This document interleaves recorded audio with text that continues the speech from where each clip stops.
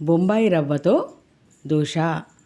దాన్ని 2 గంటలు పెరుగులో నానబెట్టి మిక్సీ చేసుకొని ఇలా తయారు చేసుకోవాలి. దానిలో క్యారెట్ తురుము వేయాలి. మిక్సీలో పచ్చిమిర్చి తీసుకొని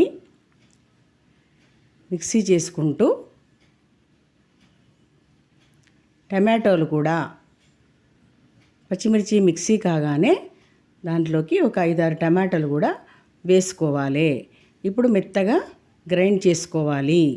ఈ మిశ్రమాన్ని దోశ ప్యాటిన్లో వేసి చక్కగా కలుపుకోవాలి.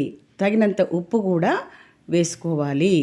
అవకాశం ఉంటే ఉల్లిపాయలు కూడా వేసుకోవచ్చు, అది మీ ఆఫరు.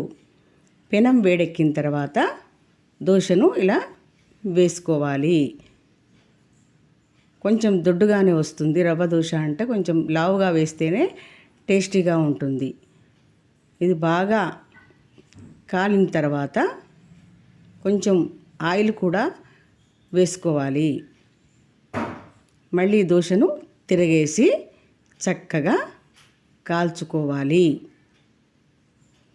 ఇప్పుడు దోశ రెడీ అయింది.